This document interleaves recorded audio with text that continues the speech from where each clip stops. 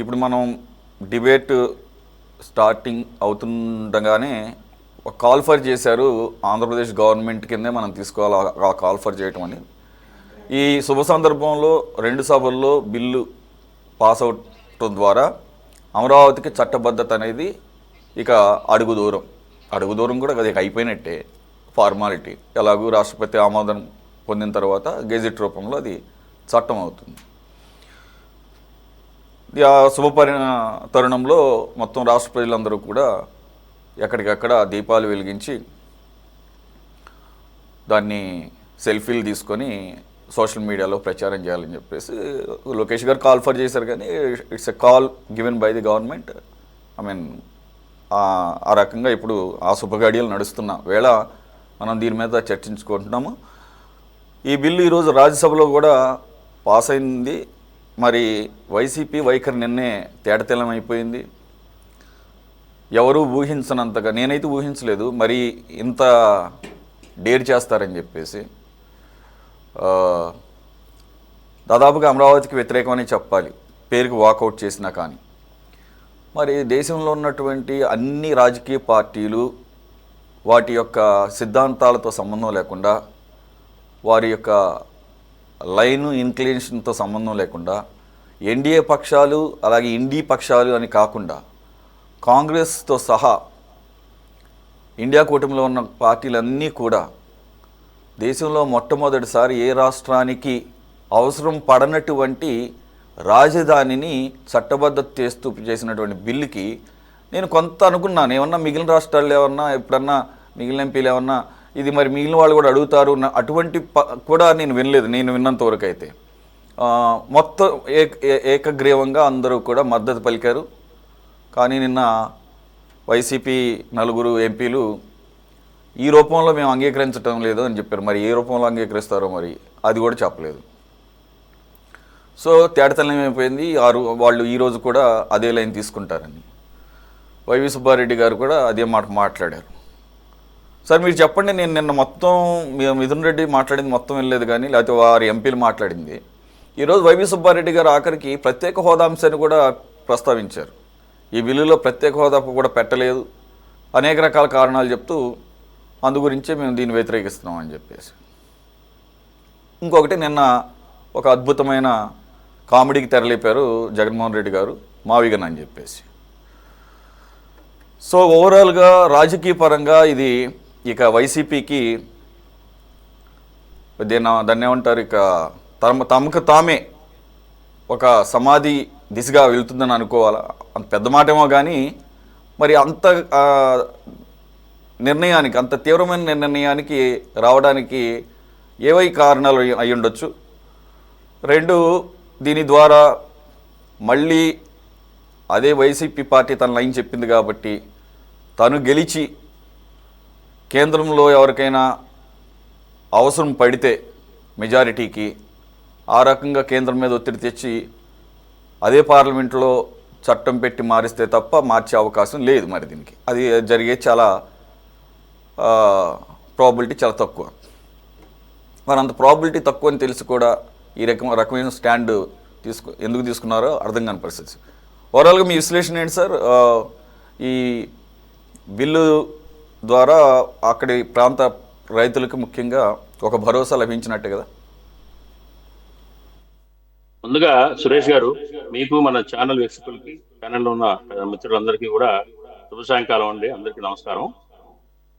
ముందుగా ఏంటంటే ఆంధ్రప్రదేశ్లోని 5.5 కోట్ల ప్రజానీకాన్ని అందరికీ కూడా ఈరోజు అమరావతి పునర్వ్యవస్థీకరణ చట్టంలో చేర్చడం, అట్లాగే ఉభయ సభల్లో కూడా పాస్ అవటం, గెజెట్కి వెళ్ళటం, దీనికి ఒక స్థిరత్వాన్ని వచ్చిన సందర్భంగా ఆ 5.5 కోట్ల ఆంధ్రప్రదేశ్ ప్రజానీకాన్ని అందరికీ కూడా కాంగ్రెస్ పార్టీ తరఫు నుంచి శుభాకాంక్షలు తెలియజేస్తున్నాం అండి. ఈరోజు నిజంగా పండగ వాతావరణం ఉంది రాష్ట్రం అంతా కూడా. మరి లోకేష్ గారు ప్రభుత్వం నుంచి కాల్ఫర్ చేసినా లేకపోతే ఇండివిజువల్ కాల్ఫర్ చేసినా కానీ అది ఆప్టే అని అనుకుంటున్నాను. దీపాలు వెలిగించి సంతోషాన్ని, వెలుగుల్ని ఇవాళ ఆంధ్రప్రదేశ్ కి నిజంగా వెలుగు వచ్చినట్టే అనుకోవాలి. కాబట్టి ఆ రకమైన ప్రోగ్రామ్ ని ఏర్పాటు చేయడం అనేది మేము స్వాగతిస్తా ఉన్నాము. అట్లాగే ఏంటంటే ఇవాళ గ్రహణం వీడింది. ఆంధ్రప్రదేశ్ కి పట్టిన గ్రహణం వీడింది అనుకోవాలి. మరి దీనివల్ల కేవలం ఆంధ్ర ఏదైతే భూములు ఇచ్చిన రైతులు మాత్రమే కాదండి, 29,000 మంది రైతులు మాత్రమే కాదు, మొత్తం యాక్చువల్ గా ఆంధ్రప్రదేశ్ లో ప్రజలు అట్లాగే ఇక్కడికి ఇన్వెస్ట్ చేసి ఇక్కడ కొద్ది వ్యాపారాలు పెంచుకుందాం అనుకున్న ఇన్వెస్టర్స్ కానివ్వండి, అట్లాగే ఆల్రెడీ వచ్చిన కన్ఫర్మ్ చేసుకున్న కంపెనీల్లో కానివ్వండి, ఒక కాన్ఫిడెన్స్ అనేది ఈ పరిణామాలతోటి క్రియేట్ అయిందని చెప్పేసి మనం చెప్పుకోవచ్చు. అయితే ఇక ఆ, ఉన్న మున్ముందు కార్యక్రమం ఏంటంటే, ఆ, ప్రభుత్వం వీలైనంత తొందరగా, వీలైనంత ఎకనామిక్ వేలో రాజధాని నిర్మాణం అనేది పూర్తి చేయాల్సిన టాస్క్ ముందుంది. అట్లాగే ఏదైతే విభజన చట్టంలో ఉన్న హామీలు, పెండింగ్ లో ఉన్న హామీలు ఉన్నాయో అవన్నీ కూడా మరి కేంద్రం నుంచి రాబట్టుకోవాల్సిన అవసరం ఉంది. క్యాపిటల్ కి మరి నేరుగా ఫండింగ్ గ్రాంట్లు పొందడం, అప్పులు కాకుండా నేరుగా ఫైనాన్షియల్ అసిస్టెన్స్ కేంద్రం నుంచి పొందాల్సిన అవసరం ఉంది. అలాగే ఈ విభజన చట్టం, పునర్వ్యవస్థీకరణ చట్టం, ఏపీ పునర్వ్యవస్థీకరణ చట్టంలో చాలా పెండింగ్ ఇష్యూస్ ఉన్నాయండి. ముఖ్యంగా ఏంటంటే పోలవరం ప్రాజెక్ట్ టోటల్ ఫండింగ్ అంతా కూడా కేంద్రమే భరించాలి. దానికి గాను 50,000 కోట్లు, ఎప్పుడు అంచనా 2017-18 అంచనాలు 50,000 కోట్లు. ఇప్పుడు అది అంచనాలు ఇంకా దాదాపు 20-30% వరకు కూడా పెరిగి ఉంటుంది. దానికి గాను ఇచ్చింది కేవలం ఒక మొత్తంగా అప్పుడప్పుడు మొత్తం కలిపి ఒక 20,000 కోట్లు మాత్రమే వచ్చినాయి. ఇంకా 30,000 కోట్ల రూపాయలు కేంద్రం నుంచి పోలవరం ప్రాజెక్టుకు రావాల్సిన అవసరం ఉంది. అట్లాగే రాజధాని నిర్మాణం కోసం కూడా ఒక 15,000 కోట్లు మాత్రమే హెల్ప్ వచ్చింది. మిగతాదంతా కూడా అప్పుల రూపంలో ఉంది. ఇలా కాకుండా ఒక పెద్ద మొత్తంలో రాజధాని, ఎందుకంటే రాజధాని ఇవాళ ప్రభుత్వం చేస్తున్న అంచనాలు చూస్తే కనుక 50,000 ఎకరాల నుంచి ఇంకొక 20,000 ఎకరాలు ప్రొక్యూర్ చేసే పరిస్థితులు ఉంది. కాబట్టి వీటన్నిటికీ చాలా డబ్బు అవసరం. ఈ డబ్బు మరి ఇక్కడ మన స్టేట్ లో ఇక్కడ ఉన్న రెవెన్యూ తోటి భర్తీ చేయడం అనేది చాలా కష్టం. కాబట్టి ఏంటంటే కేంద్ర సహాయం తప్పనిసరిగా పొందాల్సిన అవసరం ఉంది. అంతేకాకుండా ఏదైతే విభజన హామీలో ఆ రెవెన్యూ డెఫిషియట్ ఏదైతే ఉందో, ఆ రెవెన్యూ డెఫిషియట్ కూడా ఇప్పటి వరకు కూడా పూర్తిగా పే చేయలేదు. 22,000 కోట్ల పైచిలకు రెవెన్యూ డెఫిషియట్ గా లెక్క కట్టారు 5 సంవత్సరాలకి. ఆ 5 సంవత్సరాల కాలం 2024 వరకు పూర్తి అయిపోయింది. ఆ డెఫిషియట్ కాను కేంద్రం ఇచ్చింది కేవలం 10,000 కోట్లు మాత్రమే. ఇంకా 11,000 కోట్ల పైచిలకు రెవెన్యూ డెఫిషియట్ లో ఫండింగ్ ఏపీ స్టేట్ కి రావాల్సి ఉంది. కాబట్టి ఏంటంటే నేనేం చెప్తున్నానంటే, అట్లా స్పెషల్ స్టేటస్ ని స్కిప్ చేసింది కేంద్రం. దాని బదులు బుందేలఖండ్ తరహా ప్యాకేజీస్ ఇస్తాము వెనకబడిన జిల్లాలకి ఉన్నారు. వెనకబడిన జిల్లాల్లో రాయలసీమ కానివ్వండి, ఉత్తరాంధ్ర కానివ్వండి, ఎటువంటి కేంద్ర సహకారం ఇప్పటి వరకు కూడా అందలేదు. కాబట్టి ఏంటంటే ఇలాంటివన్నీ ఇష్యూస్ కూడా అన్ని కూడా, అట్లాగే ఏంటంటే పోలవరం నిర్వాసితులకు ఇవ్వాల్సిన ఫండ్ డైరెక్ట్ గా ప్రభుత్వం కేంద్రమే భరించాలి. ఇట్లాంటి అంశాల మీద ప్రభుత్వం దృష్టి పెట్టాలని చెప్పేసి కాంగ్రెస్ పార్టీ నుంచి కోరుతున్నానండి. అట్లాగే జగన్మోహన్ రెడ్డి గారి విషయానికి వస్తే, జగన్మోహన్ రెడ్డి గారు సెల్ఫ్ గోల్ వేసుకున్నాడు. ఆయన యాక్చువల్ గా ఆయన మాటలకి అర్థాలు ఏంటో, ఎందుకు అలా ప్రవర్తిస్తున్నాడో ఏంటో, ఒక మెచ్యూర్డ్ పొలిటీషియన్ లాగా జగన్మోహన్ రెడ్డి గారి ప్రవర్తన కానీ మాట కానీ లేదు. ఆయన అనుసరించే నిన్న సుబ్బారెడ్డి గారు కానివ్వండి, నిన్న మిథున్ రెడ్డి గారు కానివ్వండి, ఈ రకమైన చట్టానికి మీరు సపోర్ట్ చేయమన్నారు. ఏ రకమైన చట్టాన్ని సపోర్ట్ చేస్తారు, ఏం కోరుకుంటున్నారు అనేది స్పష్టత ఇస్తే బాగుండేది. పార్లమెంట్ లో కానీ, రాజ్యసభలో, లోక్సభలో కానీ, రాజ్యసభలో కానీ నాకు ఇది కావాలి, మేము ఇట్లయితే ఇలా ఉంటే మేము యాక్సెప్ట్ చేస్తాం అనేది క్లారిటీ లేదు. కేవలం ఏంటంటే మోకాలు అడ్డటం అనేది ఒక టార్గెట్ గా, అమరావతిని ఒప్పుకోలేని స్థితిలో వాళ్ళ అధినేత ఉండటం బట్టి, ఆ అధినేత జగన్మోహన్ రెడ్డి గారి యొక్క విధానాన్నే కింది స్థాయి నాయకులు కూడా మాట్లాడుతూ ఉన్నారు తప్ప, ఇది ఖచ్చితంగా ఆయన ఆ పార్టీ సెల్ఫ్ గోల్ వేసుకుంది. ఇక భవిష్యత్తులో ఆంధ్రప్రదేశ్ లో ప్రజల్లో జగన్మోహన్ రెడ్డి గారిని నమ్మటం కానీ, విశ్వాసం చూపించడం కానీ, ఆయన ఆదరించడం కానీ జరగదు. కారణం ఏంటంటే ఇవాళ కూడా ఆయన రిలీజ్ అవుతాడేమో అనుకున్నారు. ఏదైతే పార్లమెంట్కి వెళ్తున్నా ఆయనకు తెలుసు, ఎందుకంటే ముఖ్యమంత్రి చేసిన మనిషి, రాజకీయ కుటుంబంలో నుంచి మనిషి, రాజకీయాలు చిన్నప్పటి నుంచి చూస్తున్న మనిషి.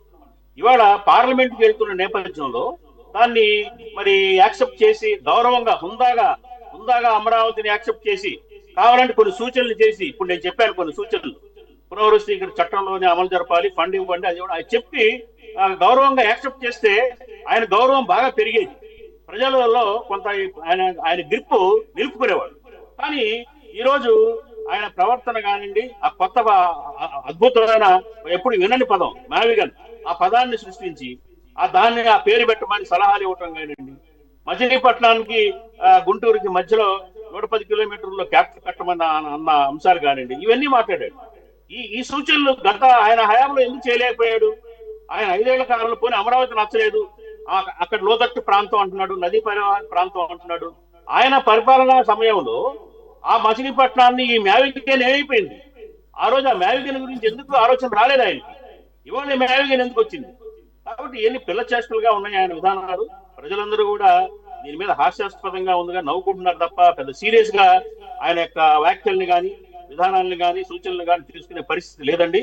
కాబట్టి నా అంచనా ప్రకారంగా రాబోయే భవిష్యత్తులో మరి జగన్మోహన్ రెడ్డి పార్టీకి ఇంకా ఇప్పుడున్న గ్రిప్ కూడా పోతుంది. ప్రజలందరిలో బాగా తేలికైపోయాడు అనేది నేను భావిస్తా ఉన్నాను. సురేష్ గారు, బాజీ గారు, వైసీపీకి ఉన్నటువంటి ఓటు బ్యాంకులో ఎక్కువ శాతం కాంగ్రెస్ వీక్ అవటం మూలంగా కాంగ్రెస్ ఓటు బ్యాంకే వైసీపీ ఓటు బ్యాంకుగా మారింది అనేది అక్షర సత్యం. అది కారణాలు ఏదైనా, వారు కొత్తగా పార్టీ పెట్టడం అవ్వచ్చు, అప్పుడు మీ పార్టీ తీసుకున్నటువంటి రాష్ట్ర విభజన నిర్ణయం అవ్వచ్చు, ఏదైనా కానీ.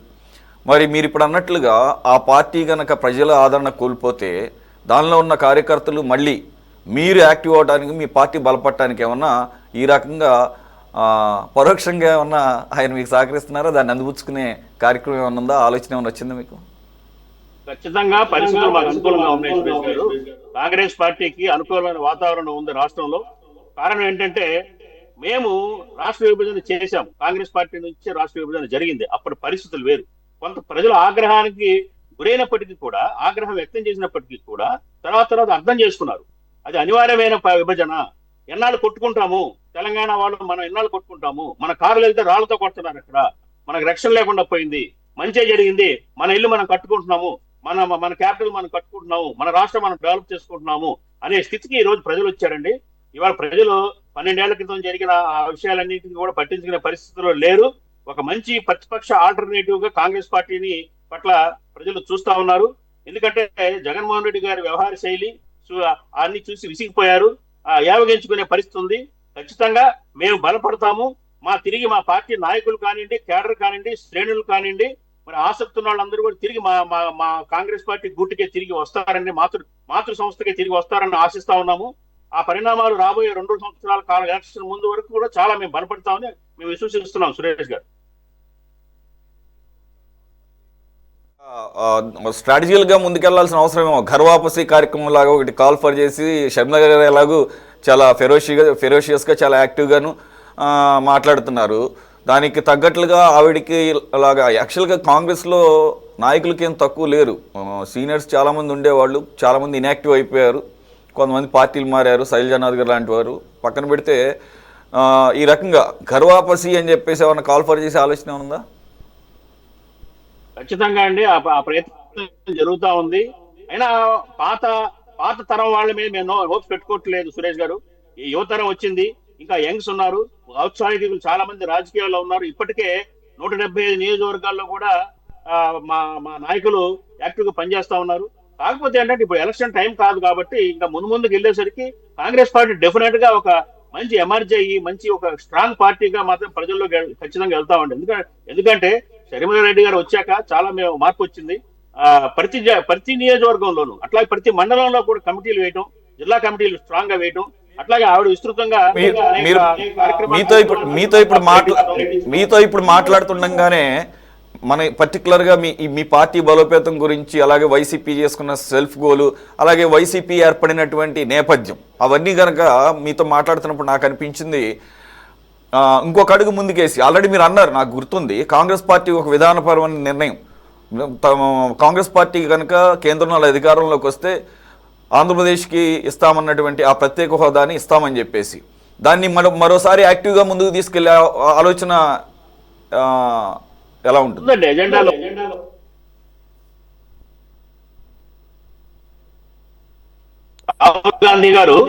రాహుల్ గాంధీ గారు మేము అధికారంలోకి వస్తే స్పెషల్ స్టేటస్ ఇస్తామని, విభజన హామీలన్నీ 100% అమలు చేస్తామని అనేక సందర్భాల్లో చెప్పారు.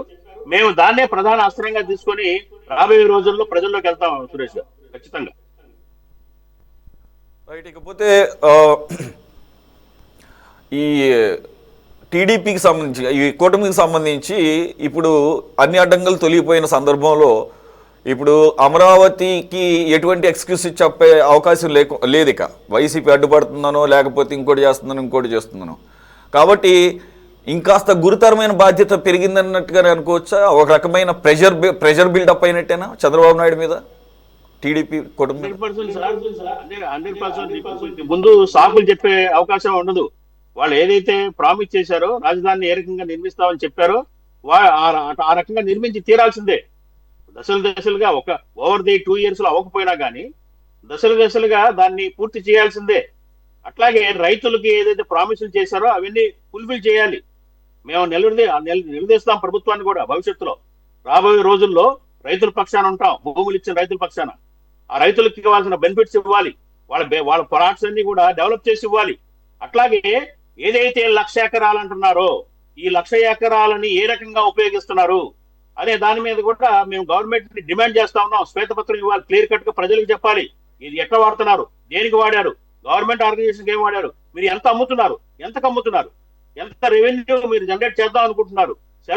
సెల్ఫ్ ఫైనాన్షియల్ ప్రాజెక్ట్ కింద దీన్ని చూస్తున్నారు. కాబట్టి మీరు ఎంత కమ్మారు, ఎంత వచ్చింది ఆదాయం, ఎంత రైతులకు ఇచ్చారు, ఎంత ప్రభుత్వం దగ్గర భూమి ఉందనే డాటా అంతా కూడా ప్రజల ముందు పెట్టి తీరాలి. వీటి కోసం మేము ఖచ్చితంగా భవిష్యత్తులో పోరాటం చేస్తాం. సురేష్ గారు, ఈ టెక్నికల్ గ్లిచ్ వలన నేను మీతోనే కంటిన్యూ చేయాల్సి వచ్చింది. ఎందుకనంటే ఆ ప్రాబ్లం సాల్వ్ అయ్యే వరకు కూడా ఒక గెస్ట్తో నేను మాట్లాడాల్సిన ఇది ఉంటుంది. అది మిగిలిన గెస్టులు కూడా అర్థం చేసుకుంటారని నేను చెప్తున్నాను.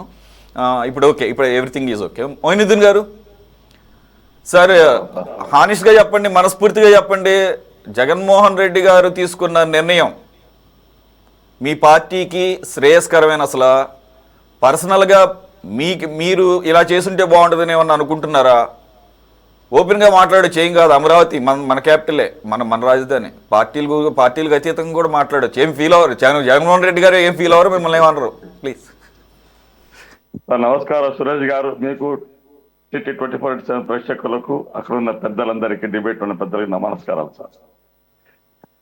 సార్ సురేష్ గారు, జగన్మోహన్ రెడ్డి గారు ఏ రోజు అమరావతికి వ్యతిరేకము కాదు. Please note this point. అమరావతికి ఏ రోజు వ్యతిరేకం కాదు. But at the same time వ్యతిరేకం చేయడానికి అక్కడ జరుగుతున్న అవినీతికి వ్యతిరేకం. ఏదైతే అమరావతిలో ఏదైతే అవినీతి జరుగుతుందో ఆ అవినీతికి వ్యతిరేకంగా జగన్ రెడ్డి గారు పోరాటం. అంత తప్ప జగన్మోహన్ రెడ్డి గారు ఏ రోజు అమరావతి వద్దు, మాకు అవసరం లేదు ఓకే రైట్ బాగుంది. ఒక్క నిమిషం పాయింట్ కాసేపు బాగుంది. అంతవరకు ఇది ఎప్పుడు 2024లో, అలాగే 2014-19 మధ్యలో వాళ్ళు అధికారంలో ఉన్నప్పుడు అమరావతిని అడ్డం పెట్టుకొని అవినీతి చేశారనేది మీ ఆరోపణ. ఓకే, బాగుంది. 19 నుంచి 24 మధ్యలో మీరున్నారు కదా, మీరు చేయడానికి ఏమైంది? మీరు అవినీతి చేయరు కదా ఎలాగూ. సార్ ముందు నుంచి క్లియర్ చెప్తున్నారు. ఎందుకు జగన్మోహన్ రెడ్డి గారు ఫస్ట్ వచ్చిన 19-22 సంవత్సరాలు కరోనా ఉన్నది. ఈ కరోనా టైంలో పేద ప్రజలను ఆదుకోవాలని ఉద్దేశంతో చేశారు. దాని తర్వాత ఎన్నో అభివృద్ధి కార్యక్రమాలు చేశారు. డబ్బులు తీసుకుపోయి ఎక్కడో పరిగె వాళ్ళ చోట మూలలో తీసి పారేస్తే ప్రజల పరిస్థితి ఏంటి sir? Please complete my word. ఎక్కడ పారేసి ఏం పరిస్థితి ఏంది? జగన్మోహన్ రెడ్డి గారు అభివృద్ధి చేసి రైతులకు, పేద ప్రజలకు, యువకులకు, ఉద్యోగస్తులు ప్రతి ఒక్కరికి ఈ యొక్క ఫలాలు అందాలనే ఉద్దేశంతోనే ముందుకు వెళ్ళారు. ఎందుకు విశాఖపట్నం ఫైనాన్స్ క్యాపిటల్ అన్నారు? ఎందుకన్నారు? అక్కడ అభివృద్ధి జరగాలి. కర్నూలు న్యాయరాజుకి రాజధాని అన్నారు, అక్కడ అభివృద్ధి జరగాలి. ఇక్కడ శాస్త్ర రాజధాని అన్నారు, ఇక్కడ అభివృద్ధి జరగాలి. అంటే ఈ రోజు ఒక 5 ఐకానిక్ టవర్స్, ఒక హైకోర్టు బిల్డింగ్, ఒక అసెంబ్లీ క్వార్టర్స్ కట్టిస్తే అది అమరావతి అయిపోతుందా? అది రాజధాని అవుతుందా? నేను క్వశ్చన్ చేస్తున్నా సార్ రాష్ట్ర ప్రభుత్వాన్ని. అమరావతి అనేది ఎక్కడి నుంచి చేస్తున్నారు? ఎండ్ ఎక్కడ, స్టార్టింగ్ ఎక్కడ? దానికి చెప్పాలి ప్రభుత్వం. ఈ రోజు ర్యాలీలు చూసి సంతోషము, వెలుగులు వచ్చేసాయి, దీపాలు వెలిగాయన్నారు. తెలిసిన మూర్ఖులు దీన్ని అంగీకరించడు. రైతులకు ఇంతవరకు ఇన్ఫ్రాస్ట్రక్చర్ తో కూడినటువంటి, సదుపాయాలతో కూడినటువంటి నీటి కానీ, విద్యుత్ కానీ, రోడ్లు కానీ డెవలప్మెంట్ చేసి ఇచ్చినటువంటి కొత్త ప్లాంట్ ఏదో చూపిస్తే నన్ను తీసుకువెళ్ళి అమరావతిని ఉరిశిక్ష చేయండి, నేను ఒప్పుకుంటాను. ఇంతవరకు ఏ రాజ్యకు మంచిదే సార్, మంచిదే సార్, మంచిదే. ఓకే మొయినుద్దీన్ గారు, మీరు చాలా మంచి మనసుతో పెద్ద మనసుతో అమరావతి రైతుల పట్ల మీకున్నటువంటి కాకపోతే ఎప్పుడు బయట చెప్పుకోరు కానీ అది ఉందని చెప్తున్నారు కదా. మరి ఓకే 2 సంవత్సరాలు కరోనా పోయింది, మిగిలిన 3 సంవత్సరాలన్నా ఓకే అభివృద్ధి సంగతి పక్కన పెట్టండి, బిల్డింగ్లు కట్టడం సంగతి పక్కన పెట్టండి, రైతులకి ప్లాట్లు డెవలప్ చేసి మీరైనా ఒక కనీసం ఒక ప్రయత్నం అన్నా చేస్తుంటే ఇప్పుడు మీరు అడగటం మీకు అడిగే ప్లాట్ డెవలప్ చేసి చేయాలంటే 1 ఎకరాకు 2 కోట్లు కావాలి. 50 ఎకరాలకు 50,000 ఎకరాలకు 1,00,000 కోట్లు కావాలి. ఎక్కడి నుంచి వస్తుంది డబ్బు? అన్ని మీరే చంద్రబాబు నాయుడు గారు పెట్టిన budget please complete me sir. ఈరోజు చంద్రబాబు గారు పెట్టిన బడ్జెట్ లో 3,22,000 కోట్ల రూపాయలు పెడితే 5,000 కోట్లు సార్ మా మెడికల్ కాలేజ్ ఖర్చు చేసేదానికి. దాన్ని తీసుకు పీపీలో పెడతారా? అంత 3,22,000 కోట్ల బడ్జెట్ పెట్టిన చంద్రబాబు నాయుడు గారు 3,000 కోట్ల రూపాయలు లేవు సార్ ప్రజలకి అంటే మన ఆరోగ్యశ్రీకి ఇచ్చేదాని కోసం.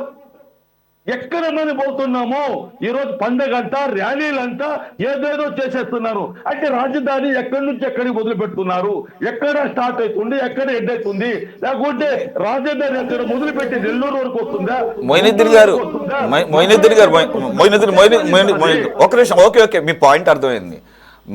మనకి దానికి సంబంధించి కూడా క్లియర్గా ఉన్నాయి అక్కడ గైడ్ లైన్స్, సిఆర్డీఏ పరిధి ఎంతవరకు, అలాగే గ్రేటర్ అమరావతి ఎంతవరకు అనేది. ఒక్క నిమిషం ఆగండి. నిన్న జగన్మోహన్ రెడ్డి గారు మీ నాయకుడు ఏదైతే కొత్త ప్రతిపాదన తీసుకొచ్చారో ప్రపంచం నివ్వెరపోయేటటువంటి ఒక పదాన్ని పెట్టి కోర్స్ దానికి మీనింగ్ చెప్పారులేండి. ఇంతకుముందు చంద్రబాబు నాయుడు గారు మాట్లాడుతున్నప్పుడు డిక్షనరీలోనే నాకు కనపడలేదు అన్నారు. ఆయన డిక్షనరీల గురించి చూసి మీనింగ్ పరంగా చెప్పలేదు. మావిగాన్ అంటే మచిలీపట్నంలో ఎంఏ, విజయవాడలో విఐ, గుంటూరులో జీఎన్ మావిగన్ అని చెప్పారు. బాగుంది. మరి ఆ మావిగన్ మీరు ఆ టైంలో మీరున్న టైంలో 5 సంవత్సరాల్లో ఎందుకని ఆ ప్రతిపాదన రాలేదో నాకు తెలియదు. పక్కన పెడదాం కాసి. ఒక్క నిమిషం ఆగండి ఇంకా అవ్వలేదు. ఆ మావిగన్ కూడా ఆల్రెడీ ఏదైతే ఇప్పుడు అమరావతి పరిధి ఉందో ఆ పరిధిలోకి ఇవన్నీ వచ్చేస్తాయి. మీకు ఐడియా ఉందో లేదో తెలీదు. గుడివాడ దగ్గర నుంచి బిగించేస్తే వినండి సార్, వినండి ఒక్క నిమిషం. మీరు చెప్పిన గుంటూరు ఉంది అమరావతి పరిధిలో, విజయవాడ ఉంది, తెనాలి ఉంది, అటువైపు నందిగాం ఉంది, ఇటు పోతే దాదాపు మచిలీపట్నం దాకా ఉంది దాదాపుగా. కాబట్టి ఒక్క నిమిషం ఆగండి.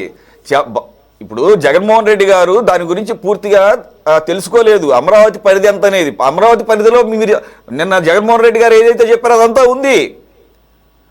కాబట్టి మీరు ఇప్పుడు పరిధి అన్నారు కదా, పరిధి అంటే అవన్నీ కూడా ఆన్ రికార్డ్ ఉన్నాయి సార్. మీరు అంటున్నారు సురేష్ గారు, ఆన్ రికార్డ్ ఉంది. 5 గంటలు అసెంబ్లీ జరిగితే చంద్రబాబు నాయుడు అంతసేపు మాట్లాడితే 50,000 ఎకరాలతో మున్సిపాలిటీ అవుతుంది, ఇంకొక 50,000 ఎకరాలు కావాలన్నారు. ఇది నిజమా కాదా? ఆ 5 గంటల్లో జగన్మోహన్ రెడ్డి తిట్టడానికి, వైఎస్ఆర్సీపీ నిందలేసేదానికి, వైఎస్ఆర్సీపీ జగన్మోహన్ రెడ్డి అమరావతికి వ్యతిరేకమని చెప్పేదానికి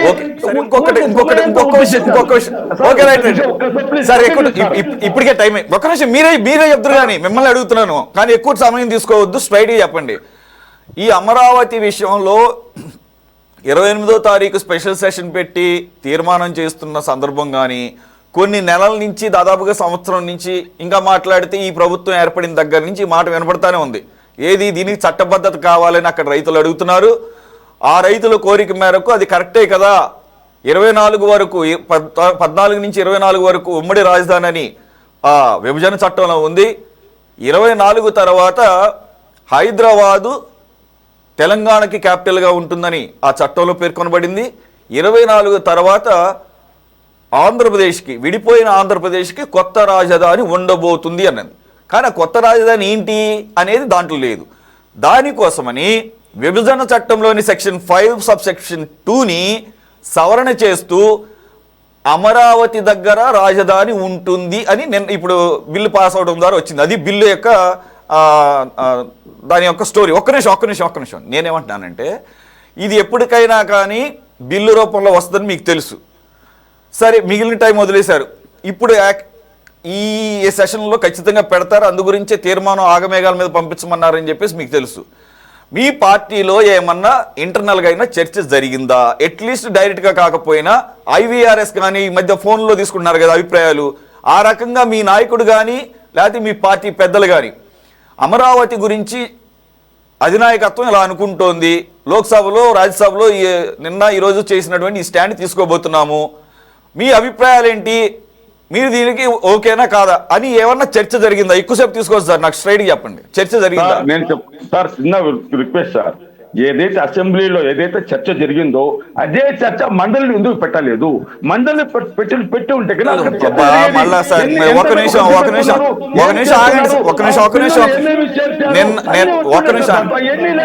ఆగండి, నాకు టైం ఎక్కువ వేస్ట్ చేయదు. మండలిలో పెట్టరు సార్, 2 సభల్లోనూ పెట్టరు తీర్మానం, ఒక సభలోని, అది బిల్లు కాదు. వినండి వినండి వినండి వినండి వినండి మీరు ఆగండి, రోజు చెప్పి మా నోళ్ళు పడిపోతున్నాయి. వినండి, ఒకవేళ ఓకే మండలిలో పెట్టారు అనుకుందాం, మీ స్టాండ్ ఇప్పుడు నిన్న లోక్సభ ఈరోజు రాజ్యసభ కాకుండా ఏమైనా డిఫరెంట్గా ఉంటుందా? మీ స్టాండ్ ఏమన్నా ఏం చెప్పదలుచుకున్నారు? మండలిని పెట్టుంటే రాజధాని అడిగి ఉండేవాళ్ళు, రాజధాని ఎక్కడి నుండి ఎక్కడ స్టార్ట్ అవుతున్నది మీరు అవన్నీ ఉన్నాయి సార్, ఆల్రెడీ ఆల్రెడీ ఉంది అక్కడ, అది ఆల్రెడీ ఉంది అక్కడ మెన్షన్ చేశారా? రైట్, అయితే ఓకే. ఇప్పుడు నాకు అర్థం, మీ పార్టీలో చర్చ జరగలేదు. ఒక నిమిషం ఆగండి, ఇంకా నాకు టైం ఎక్కువ లేదు, ఒక నిమిషం. మీ పార్టీలో చర్చ జరగలేదు, ఆగండి ఒక నిమిషం. మీ కింది మీ నాయకులనే కాదు, అధికార ప్రతినిధులనే కాదు, కింది స్థాయి కార్యకర్తలనే కాదు, ఆఖరికి జగన్మోహన్ రెడ్డి గారికి క్లోజ్ సర్క్యూట్లో ఉన్న మిగిలిన వాళ్ళ అభిప్రాయాలు కూడా తీసుకోలేదనే దీని అర్థమవుతుంది. అంటే జగన్మోహన్ రెడ్డి గారు ఏదైతే ఆయన నిన్న ప్రెస్ మీట్ ద్వారా మాట్లాడారో అదే లోక్సభలోను రాజ్యసభలోను ప్రతిబింబించింది. కాబట్టి ఆయన నిర్ణయానికి ఎవరో కూడా ఇది దీనివల్ల నష్టం జరిగే అవకాశం ఉంటుందని ఆఖరికి కృష్ణా గుంటూరు జిల్లాలకు సంబంధించిన వైసీపీ నాయకులు కూడా ఎవరు చెప్పే సాహసం చేయలేదనుకోవాలి, అన్నిటికీ సిద్ధపడ్డారనుకోవాలి. ఇది సురేష్ మా నాయకుడు జగన్మోహన్ రెడ్డి గారు చంద్రబాబు నాయుడు లాగా ఆయన ఎల్లో మీడియా, పచ్చ మీడియా, బ్రోకర్ మీడియా సంస్థలు ఉన్నాయి, వాళ్లకు లీకులు ఇచ్చి ఉదయం అంతా తప్పిట్టు జరిపించి భజన చేసేసి ఇది చేస్తున్నామని చెప్పే నాయకుడు కాదు మా నాయకుడు. మా నాయకుడు ఏది షూట్ చేసినా కూడా ముక్కు సూటిగా మాట్లాడతారు సార్. అర్థమైంది సార్, అర్థమైంది, ఆగండి ఒక నిమిషం, అర్థమైంది. ఒక నిమిషం అర్థమైంది సార్, ఒక నిమిషం ఆగండి. సో వైసీపీలో అధినాయకుడి నిర్ణయమే ఫైనల్, నో డెమోక్రసీ, దాంట్లో ప్రజాస్వామ్యం లేదని చెప్పారు, రాచరిక వ్యవస్థ అనమాట. అయితే సార్ లక్ష్మణ్ గారు ఒక నిమిషం సార్, నాకు టైం ఎక్కువ లేదు, ఒక నిమిషం. మీరు మీరు మీరు మీరు మీరు మీరు మీ అభిప్రాయం, ఒక నిమిషం ఆగండి సార్. ఓకే రైట్, ఏదేమైనా ఎక్కడా తగ్గకుండా ఇది ఎంత నష్టం చేకూరుస్తుందని తెలిసినా కానీ మీరు ఇంత హానెస్ట్గా ఇంత గట్సిగా మాట్లాడుతున్నారంటే మీకు hats off. Right okay, done sir, done. Telugu Desam పని బాగా సులువు చేయండి, కుదిరితే కాంగ్రెస్ పార్టీని దాన్ని బలోపేతం చేసే కార్యక్రమం చేయండి, అలాగే ఎట్లేదు. లక్ష్మణ్ గారు ప్లీజ్, లక్ష్మణ్ గారు చెప్పండి సార్. ఏముంది సార్, ఇప్పుడు మీ అభిప్రాయం చెప్పండి. వినపడుతుంది సార్, వినపడుతుంది. రెండు సభల్లోనూ పాస్ అయిపోయింది బిల్లు. ఇక్కడ ప్రశ్న ఏంటంటే ఈ వైసీపీనే ఎందుకని ఇటువంటి తీవ్రమైన నిర్ణయం తీసుకుంది ఎంత జరిగిన తర్వాత? What about the future of at least Krishna Guntur NTR జిల్లా వాళ్ళ యొక్క వైసీపీ నాయకుల పరిస్థితి ఏంటి? నేను ఇప్పుడు అడిగినట్లుగానే అసలు ఏమన్నా చర్చ జరిగి ఉంటుందా, లేదంటే కనుక వాళ్ళు అన్నట్టు అధినాయకుడు ఏది చెప్తే అది గుడ్డిగా ఫాలో అవటమేనా సార్? ఇక్కడ అధినాయకుడు ఏం చెప్తే ఫాలో కావటమే. ఇక్కడ అందులో చర్చ ఏం లేదు. ఆయన ఎప్పుడు అలా చర్చలేని జరపడు. ఆయనకు అందుబాటులో ఎవరైనా ఒకరు ఇద్దరు ఉంటే వాళ్ళతో ఏమన్నా ఇంటర్నల్ గా మాట్లాడింటే మాట్లాడుతాడు తప్ప తను ఓను నిర్ణయాలే తీసుకుంటాడు. తను ఏం చెప్పాలనుకున్నాడో చెప్పేస్తాడు, చెప్పకుండా ఏమి ఉండడు. తను మాట్లాడిన మాటల్లో మళ్ళీ అతను 3 రాజధానుల ప్రస్తావన చేసి నిన్న సరే ఏం చెప్పాలో చెప్పుకున్నాడు, గన్ను గిన్నె అని మాట్లాడాడు. ఏది ఏమైనా కూడా ఇవాళ పార్లమెంటు ఆమోదించింది. సరే, రాష్ట్రపతి సంతకంతో నోటిఫికేషన్ వస్తుంది, దాన్ని ఎవరు ఆపలేరు. ఇంకా రేపే రావచ్చు అనుకుంటాను నేను. పెద్ద విషయం కాదండి. ఇక్కడ ఫ్యూచర్ లో వీళ్ళు ఏం చేయగలుగుతారు ఒకవేళ అధికారంలోకి మళ్ళీ వస్తే అనే చర్చ వాళ్ళే పెడుతున్నారు. ఇప్పటి వరకు సమస్య ఏమొచ్చిందిరా అంటే, ఈ బిల్లు పెట్టడానికి దీన్ని పటిష్టంగా రాజధాని అమరావతి అని ప్రజలు లేకపోతే పరిశ్రమదారులు నమ్మించాలి కాబట్టి ఈ పని చేయాల్సి వచ్చింది. లేకపోతే అంత పెద్ద అవసరం కూడా ఉండదు. అమరావతి రాజధాని డెవలప్ చేసుకుంటారు, రాజధానిగా మ్యాప్ పేర్కొంటూ వెళ్ళిపోతారు. ఏమైపోయింది, వచ్చేసే జగన్మోహన్ రెడ్డి గారు మళ్ళీ సీఎం ఆయన వస్తూనే అయిపోయింది. రాజధాని వల్ల 3 రాజధానులు ఇది ఉండదు అంటే ఏమి, అక్కడ పెట్టుబడిదారులు రావడానికి భయపడ్డారు. క్వశ్చన్ కూడా చేశారు ఇంటర్నల్ గా. నారా లోకేష్ గారినే ఐటీ ఇండస్ట్రీస్ వాళ్ళు, ఐటీకి సంబంధించిన వాళ్ళు ఈ ప్రశ్న వేశారు. మళ్ళీ ఆయన వస్తే మా పరిస్థితి ఏంటి అని మీటింగ్ లో, ఇంటర్నల్ మీటింగ్ లో నాకు అక్కడ అటెండ్ అయిన ఒక ఐటీకి సంబంధించిన ఆయన అరేంజ్ చేయడం. సో ఈ కన్ఫ్యూజన్ అలా చేయడం వలన అక్కడ అభివృద్ధి చూశారు కదా, రియల్ ఎస్టేట్ మన పెరిగింది, అక్కడ ధమాలు పడిపోయింది తప్ప రోజు అక్కడ నిర్మాణాలు జరుగుతున్నా, టెండర్లు పిలిచినా, పనులు జరుగుతూ ఉన్నా కూడా చుట్టుపక్కల రియల్ ఎస్టేట్ పెరగలేదు. అంటే కారణం ఏంది, ఇంకా అనుమానం ప్రజలకు ఉంది, అంటే కొనుగోలుదారులకు ఉంది. ఏం జరుగుతుంది ఏమో జగన్మోహన్ రెడ్డి. ఎందుకు అలా అనుకుంటారు, జగన్మోహన్ రెడ్డి ఒక మొండి మనిషి, మొండిగా నిర్ణయాలు తీసుకుంటాడు. ఆయన ప్రజాస్వామ్యాన్ని గౌరవించడు, ప్రజా అభిప్రాయాన్ని తెలుసుకుంటామనే ప్రయత్నం కూడా చెయ్యడు, మొండిగా చేసేస్తాడు. కాబట్టి ఇప్పుడు మొండిగా చేసేస్తే మన పరిస్థితి ఏంది, మళ్ళీ విశాఖపట్నంలో రాజధాని అంటే మనం చేసేది ఏముంది అనేది అందరిలో ఉండేది. సో ఇవాళ చట్టసభలో అంగీకారం అయిపోయిన తర్వాత ఈ 3 సంవత్సరాల్లో కనీసం ఈ నిర్మాణాలు ఒక 60-70% అయినా పూర్తి కాగలిగితే ఒక నగరం లాగా మనకు కనిపిస్తుంది. ఇక రియల్ ఎస్టేట్ కూడా పెరుగుతుందని నేను అనుకుంటున్నాను. రైతులకు ఏవైతే ప్లాట్లు ఇచ్చారో అవి వాళ్ళు అమ్ముకోవడమో లేకపోతే వాళ్ళు ఏదైనా నిర్మాణాలు చేయడమో జరిగితే ఇంకా నగరం లాగా అక్కడ కనిపిస్తుంది. సో దీనికి ఏ మాత్రం ఆలస్యం చేయకుండా ముందుకు వెళ్ళాలి. సరే, అతని మైండ్ లో ఏముంది, జగన్మోహన్ రెడ్డి మైండ్ లో ఏమన్నాడు చివరిలో, మచిలీపట్నం నుంచి విజయవాడ గుంటూరు 110 కిలోమీటర్లు ఉంది, అటు 70 ఇటు 40. ఈ రాజధాని క్యారిడార్లను 110 కిలోమీటర్ల వరకు విస్తరించి అక్కడ పోర్టు కూడా రాజధాని పరిధిలోకి వస్తుంది కాబట్టి సముద్ర తీర ప్రాంతం కూడా రాజధానిలో ఉంటే బాగుంటది అని ఒక సలహాలాగా చెప్పాడు. నేనైతే ఆ సలహా మంచిదేనంట. ఎందుకంటే అతను మళ్ళీ ఉదాహరించాడు, చెన్నైలో కానీ బొంబాయిలో కానీ ఈ సముద్ర తీరంలోనే రాజధానులు ఉన్నాయి. సముద్ర తీరంలో రాజధానులు ఉండటం వల్ల అడ్వాంటేజ్ ఉంటుంది. ఎందుకంటే ఎక్స్పోర్ట్లు ఇంపోర్ట్లు ఉంటుంది, అక్కడ అన్ని అనుబంధ సంస్థలు వస్తాయి, ఉపాధి అవకాశాలు పెరుగుతాయి, రాష్ట్రానికి రెవెన్యూ కూడా వస్తుంది, కాదని ఎవరు అన్నారు.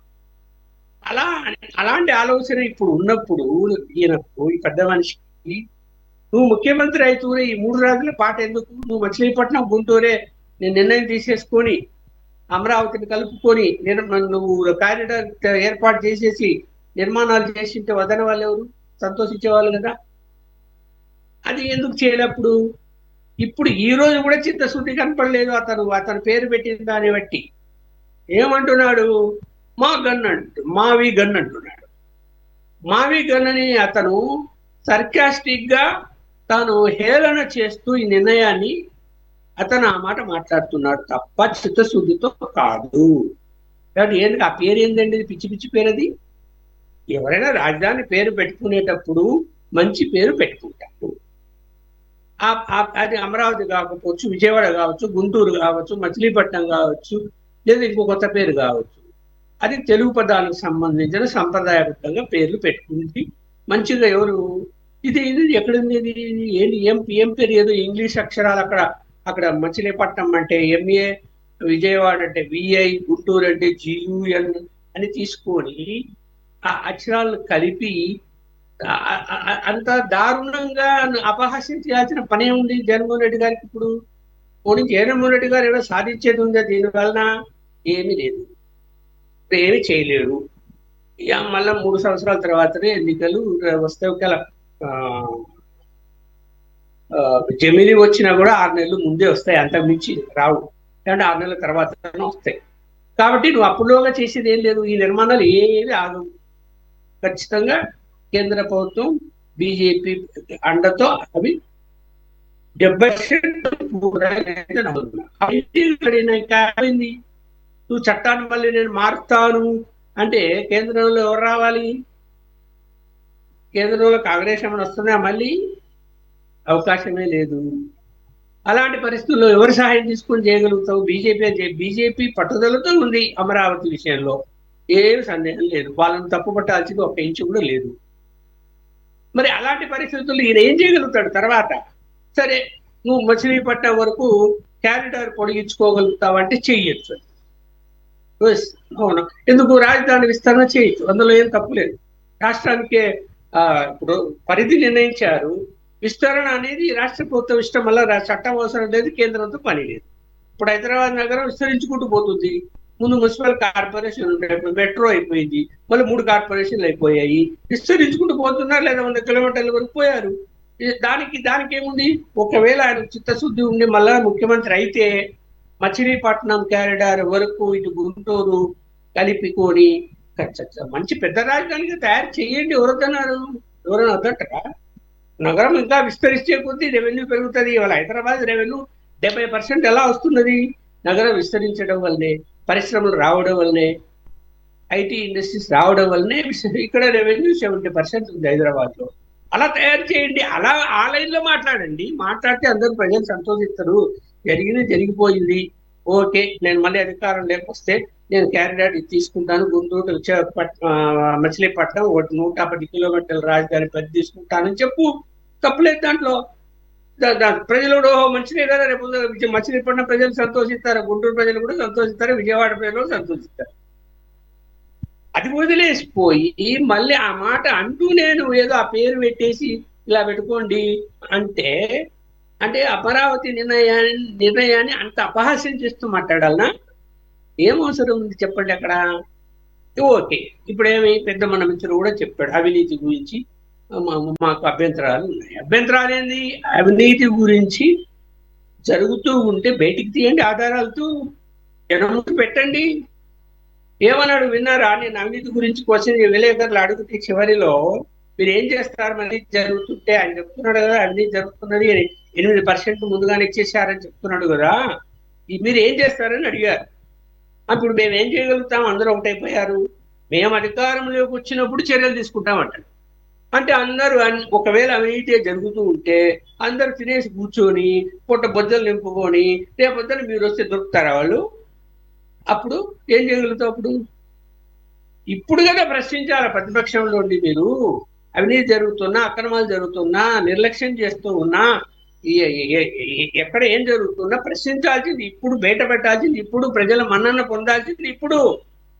వచ్చిన తర్వాత చూసుకుంటానంటే అయిపోతుంది. అప్పటిలాగా అరే దొంగలు దొరుకుతారేమండి? ఒకవేళ తప్పే చేసి ఉంటే అరే ఒకవేళ జన్మకి మళ్ళీ వస్తే దొరుకుతారా మీకు? ఒకసారి మీతో అనుభవం అయింది కదా అందరికీ. అలాంటి పరిస్థితుల్లో ఎవరైనా ఆఫీసర్లు కానీ లేకపోతే రాజకీయ నాయకులు కానీ మీకు దొరుకుతారా? ఇక మరి జాగ్రత్తగా ఉంటాడు. మళ్ళీ ఏం చేస్తారు మీరు? ఇప్పుడు ఏం చేస్తారు చెప్పమనండి మన మిత్రుని, వైఎస్ఆర్సీపీ మిత్రుని. అవినీతి జరుగుతున్నది అని మీ ఆరోపణ పెద్ద ఎత్తున. 8% తీసుకున్నారు అంటున్నారు, 10% అడ్వాన్స్ డబ్బులు ఇచ్చి అందులో 8% తీసుకున్నారు అన్నారు. చిన్న విషయం కాదని. మొబిలైజేషన్ అడ్వాన్స్ 10%లో 8% తీసుకున్నారని ఆయన జగన్మోహన్ రెడ్డి గారు 4 సార్లు పెట్టిన ప్రెస్ లో చెప్పినప్పుడు మరి బయటికి తీయండి వాటిని. ఆ కాంట్రాక్టర్లు ఎవరండి? కొండవీటి వాగు దగ్గర 170 కోట్ల రూపాయలు సార్. 6 లైన్ లో 53 కోట్ల రూపాయలు ఒక కిలోమీటర్ కు. అదే 20 కోట్ల రూపాయలు. ఇదంతా అవినీతి కదా సార్. ఈ అవినీతిలో వైఎస్ఆర్సీపీ భాగం పంచుకోవాలని చెప్పాను సార్. 8% అనేది ముందు తీసుకున్నారంటున్నాడు. ఇప్పుడు అది చిన్న విషయం కాదని తీసుకున్నారు. పెంచారు, 5,500 కోట్ల రూపాయలు ఇచ్చారనిగా చెప్తున్నది. అన్ని కట్టిస్తాం సార్. ఎవరు తప్పించుకోలేరు సార్. అన్ని కట్టిస్తాం. అన్ని ప్రతి ఒక్కటి నోట్ చేస్తున్నా అన్ని కట్టిస్తాం సార్. అది ఇప్పుడు కక్కించండి. నా ప్రశ్న అది. ఇప్పుడు కక్కించండి. ఇప్పుడు తర్వాత అయిపోయినాక మళ్ళీ సార్ ఇప్పుడు ప్రతిపక్షంలో ఉన్నాం. మేము ప్రతిపక్షం ఉన్నాము. మా మాట ఎవరు వింటారు? ఇప్పుడు మేము ప్రతిపక్షాలు ఉన్నాం సార్. మా మాట ఎవరు వింటారు చెప్పండి? మా మాట తినేటట్టయితే ఈ నిన్నటి రోజున assembly sir Lakshman sir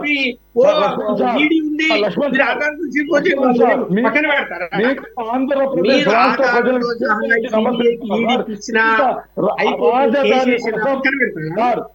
sir రాజధాని కోసం ఇంత ఇదిగా మాట్లాడే వ్యక్తి చంద్రబాబు నాయుడు, దొంగ నాటకాలు ఆడే దొంగ డ్రామాలు చేసే చంద్రబాబు నాయుడు గారు ప్రత్యేక హోదా గురించి ఎందుకు ఆ బిల్లులో పెట్టలేదు?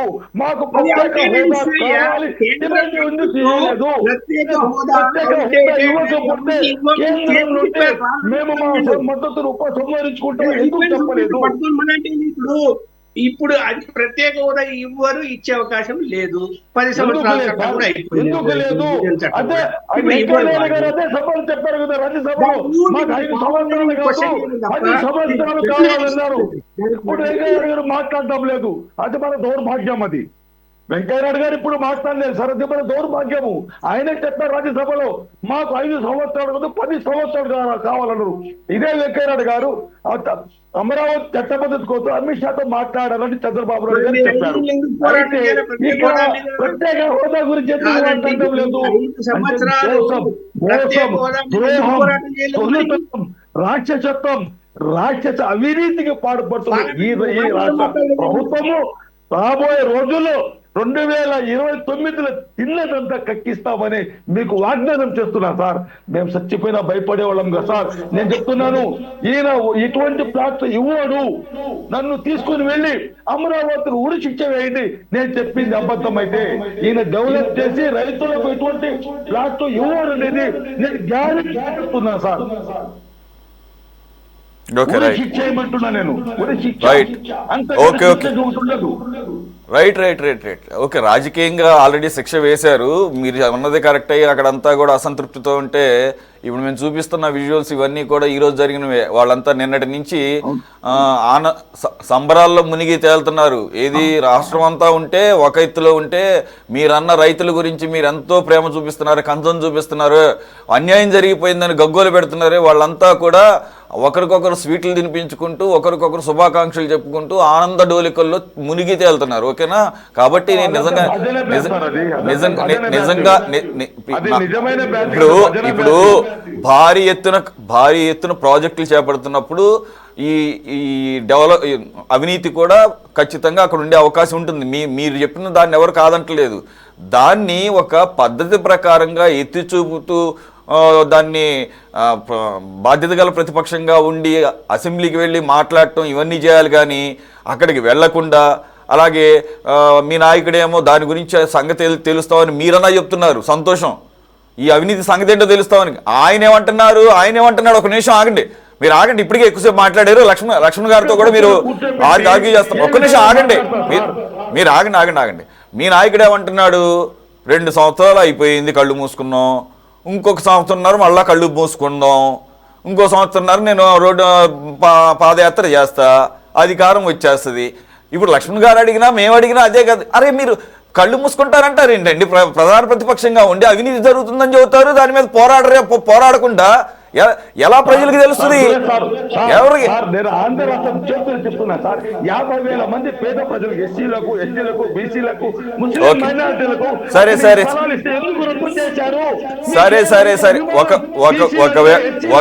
Okay right. మీరు యాక్టివ్గా పనిచేయమని గురించి ఓకే సార్. ఆగండి, మీరే ఎక్కువసేపు మాట్లాడారు. ఆగండి. ఓకే, మీ నాయకుడు నిద్రపోయినా మీరు నిద్రపోకుండా ఈ కూటమి ప్రభుత్వాన్ని ఇది నిద్ర లేకుండా చేయండి. దాంట్లో వాస్తవాలు బయట పెట్టండి. మీ వైపు మేముంటాం. శేఖర్ రెడ్డి గారు, శేఖర్ రెడ్డి గారు, am I audible, sir? పర్లేదు, ప్రస్తుతానికి చూద్దాము. బట్ మీరైతే మాకు టోటల్గా విజిబుల్ అండ్ ఆడియో కూడా బాగుంది మాకు. కొద్ది మీ దగ్గర చివరే రావడానికి కారణం మీరు ఈ పాటికి అర్థమై ఉంటుంది. వాళ్ళంతా మాట్లాడిన తర్వాత పర్టికులర్గా వైసీపీ మాట్లాడిన తర్వాత మీ అభిప్రాయం తీసుకోవాలన్న ఉద్దేశంతో. Anyway, congratulations. ఇది మీకేదో మీ పార్టీకి సంబంధించిన వ్యవహారం కాదు, ఇది ఆంధ్రప్రదేశ్కి సంబంధించిన వ్యవహారం. So let us congratulate hour cells first. Second thing ఏంటంటే, ఏవైతే ఈ చర్చ సందర్భంగా వైసీపీ లేవనెత్తున్నటువంటి ఈ అవినీతి ఆరోపణలు పర్సంటేజ్తో సహా చెప్తున్నారు, వాటి సంగతి కూడా మీరు అడ్రస్ చేయాల్సిన అవసరం ఉంటుంది. రెండోది, ఇక గురుతర బాధ్యత ఇప్పుడు టీడీపీ మీద ఎప్పుడూ లేనటువంటి బాధ్యత, ఎప్పుడు లేనంత బాధ్యత ఇప్పుడు ఉంటుంది. అన్ని అడ్డంకులు తొలగిపోయాయి. There are no excuses to shy away from any sort of delay. కాబట్టి మీకున్నది 3 సంవత్సరాలే. ఓకే, వింటారు, అర్థం చేసుకుంటారు, కానీ ప్రతిసారి వినరు. ఎస్, 2014-19 మధ్యలో పనులు బిగిన్ అవడానికే 2018 వచ్చేసింది. 15లో పోలింగ్ స్టార్ట్ చేశారు, కేసులు ఇవన్నీ ఉన్నాయి, వాటిని వదిలించుకున్నారు, అన్ని రకాల పర్మిషన్లు వచ్చినాయి. ఇప్పుడు వచ్చారు, సరే 5 సంవత్సరాలు పాడుపెట్టారు కాబట్టి ఆ కంపను తొలగించడానికి 1 సంవత్సరం పట్టిందని చెప్తున్నారు.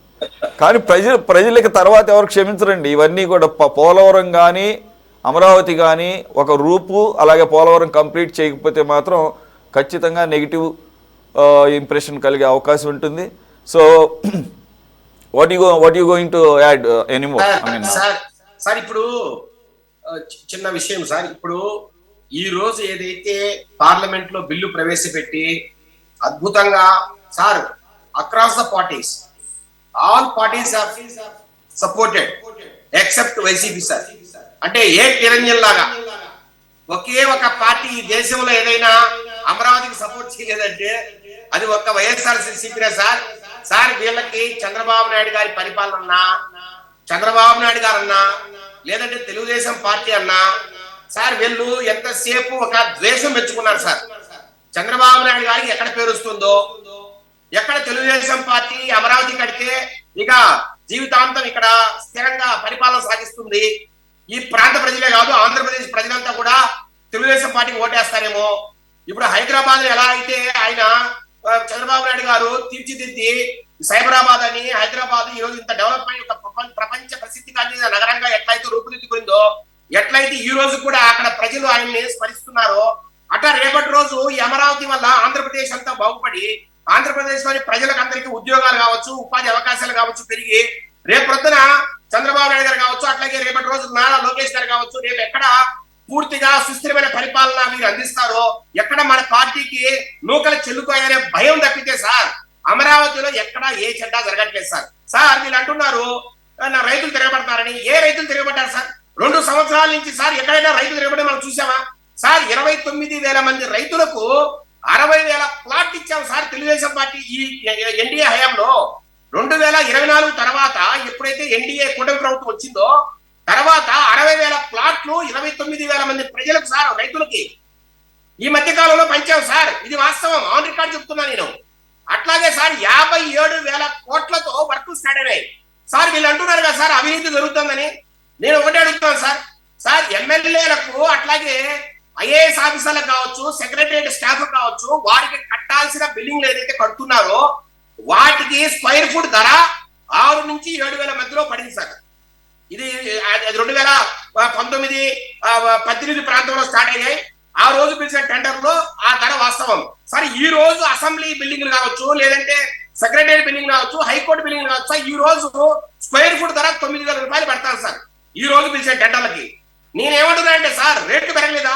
Inflation పెరగలేదా sir? ఇసుక దొరకాలా, లేకపోతే కంకర దొరకాలి, రకరకాల వస్తువులు దొరకాలి సార్. నేను అడుగుతున్నా, ఇప్పుడు హైదరాబాద్ లో సెక్రటరీ బిల్డింగ్ కట్టారు సార్. సెక్రటరీ బిల్డింగ్ కట్టారు హైదరాబాద్ లో కేసీఆర్ హయాంలో సార్.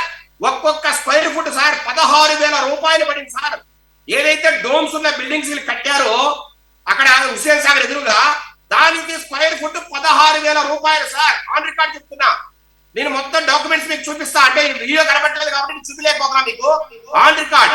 అట్లాగే సార్ పార్లమెంట్ భవనానికి కట్టారు సార్, ఎక్కడ ఢిల్లీలో కొత్త పార్లమెంట్ భవనానికి 19,000 రూపాయలు పడింది సార్ స్క్వేర్ ఫుట్. అట్లాగే సార్ వీళ్ళు ఏదైతే చెప్తున్నారు ఇప్పుడు మహమ్మద్ మన బాషా గారు మాట్లాడుతున్నాడు సార్, ఆయన ఋషికొండ ఋషికొండ మీద ఆయన విలాసవంతమైన ప్యాలెస్ కట్టాడు, అది సార్ ఒక్కొక్క స్క్వేర్ ఫుట్ 31,000 రూపాయలు పడింది సార్. 1,000 2,000 కాదు సార్, 31,000 రూపాయలు ఒక స్క్వేర్ ఫుట్. 1,40,000 స్క్వేర్ ఫుట్ కడితే స్క్వేర్ ఫీట్ కడితే దానికి 450 కోట్లు బిల్లులు చెల్లించారు సార్. దాని ప్రకారం 31,000 రూపాయలు పడింది సార్. సార్ 31,000 రూపాయలతో పోల్చుకుంటే 9,000 రూపాయలు ఒక ధరా సార్ అది సార్. అలాగే 16,000 రూపాయలతో పోల్చుకుంటే కేసీఆర్ కట్టిన సెక్రటరియట్ తో 9,000 ధరా సార్. సార్ ఈ రోజు ఎక్కడ చూసినా స్టార్ హోటల్స్ కావచ్చు సార్, ఇప్పుడు స్టార్ హోటల్స్ లెవెల్లోనే అసెంబ్లీ కడతారు, లేదంటే అంత లగ్జరియస్ గానే సెక్రటరియట్ కడతారు, అంత లగ్జరియస్ గానే ఈ రోజు హైకోర్టు సార్. ఒకప్పుడు లాగా ఏదో నార్మల్ మార్బల్స్ వేసో లేదంటే నార్మల్ టైల్స్ వేసో కట్టే పరిస్థితి లేదు సార్. ఈ రోజు వరల్డ్ ఫేమస్ మనము బిల్డింగ్స్ కడుతున్నాం, అంతా కూడా సార్ ఇటాలియన్ మార్బుల్తో సహా అంతా అద్భుతమైన ఏదైతే మనం వాడుతున్నాం ఈ మెటీరియల్ సార్, ఎక్కడ స్టార్ హోటల్స్ లో కావచ్చు లేదంటే ఐకానిక్ భవనాల్లో. ఈ రోజు ఆంధ్రప్రదేశ్ ఒక నిమిషం శేఖర్ రెడ్డి గారు, నేను కూడా ఈ ఫిగర్స్ విన్నాను. నేను ఎప్పుడైతే స్క్వేర్ ఫీట్ కి చాలా ఎక్కువ పోసి కడుతున్నారు, దీంట్లో అవినీతి జరుగుతున్నప్పుడు నేను మీరు చెప్పిన ఈ ఫిగర్లు దాదాపుగా దగ్గరగానే ఉన్నాయి. ఇంకా కాంక్రీట్గా ఉన్న ఎగ్జాక్ట్ ఫిగర్ ఏమైనా ఉంటే చెప్పొచ్చు.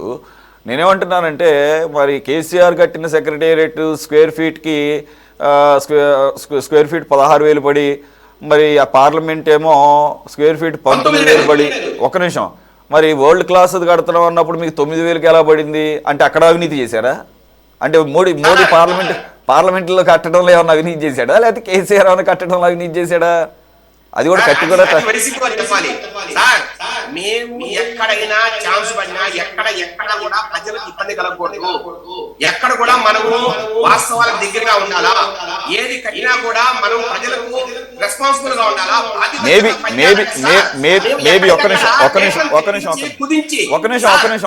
ఒక నిమిషం మేబీ నాకేమని అనిపిస్తుందంటే 9,000 పట్టానికి ఇక్కడ ల్యాండ్ మీకు ఫ్రీగా వచ్చింది, రైతుల పుణ్యమే అని చెప్పేసి మేబీ దాన్ని ఇంక్లూడ్ చేసి ఉండరు.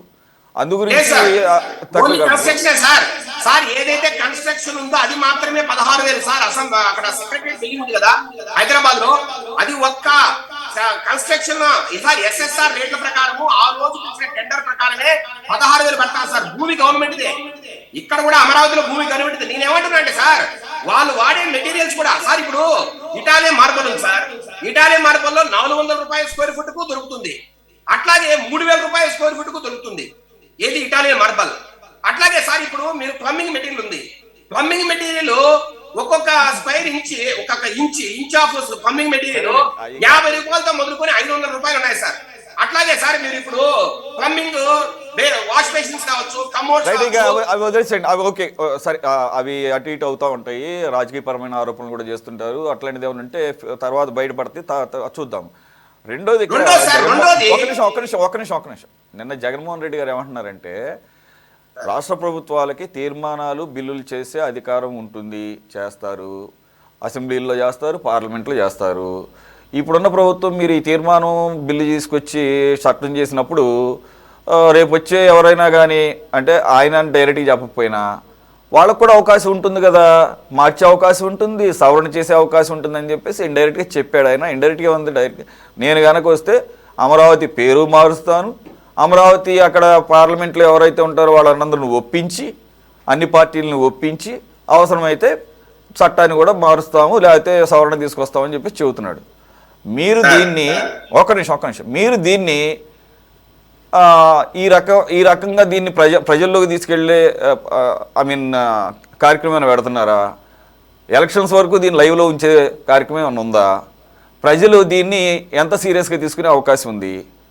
దాని మీదనే దాదాపుగా ఆయన 3 రాజధానులు అని చెప్పేసి బొక్కబోర్లా పడి, అది one of the big reason, అది మేజర్ రీజన్ ఆయన సచ్ ఏ వర్స్ట్ డిబాకిల్ అయినా ఫేస్ చేయడానికి 2024లో. మరి ఆ రకమైన దాన్ని మరి ఆయన మార్చుకోకుండా ముందుకు వెళ్తున్నా అంటున్నాడు. మరి ప్రజల్లో ఆ రకంగా దీన్ని తీసుకెళ్లే కార్యక్రమం ఉందా? ఒక్క నిమిషం. ఇప్పుడు మీరు దయచేసి, అంటే నాకన్నా మీకు ఎక్కువ తెలుసు, నేనేమంటాను సార్, ఇప్పుడు ట్రోలింగ్ జరుగుతుంది నుంచి ఆయన మాట్లాడతారు సార్, నిజంగా నవ్వుకుంటారు అందరూ. కొన్ని ట్రోలింగ్ చూశాను సార్. ఇప్పుడు ఒంగోలు, గుంటూరు, తాడేపల్లి మధ్య పెడితే ఏమంటారు అని అడుగుతున్నావు ఒక అతను, ఒక ట్రోలింగ్ లో. ఇంకొకటి ఏమంటారంటే సార్, ఒంగోలు, గుంటూరు, తర్వాత జగ్గైపేట మధ్య పెడితే ఏమంటారు అని అంటాడు. ఇంకొకటి పులివెందుల, కడప మధ్య పెడితే ఏమంటారు. ఇలా సార్ పులివెందుల, రాజమండ్రి మధ్య పెడితే ఏమంటారు సార్. ఎక్కడ చూసినా సార్ జగన్ మోహన్ రెడ్డి గారు మాట్లాడే మాటల మీద ఒక పక్క సార్ ఈ మాదిరిగా ట్రోలింగ్తో నాకు తెలిసి సార్ ఒక మాజీ 5 సంవత్సరాలు ఈ రాష్ట్రాన్ని పరిపాలించిన ముఖ్యమంత్రి మాట్లాడాల్సిన మాటలా ఇది.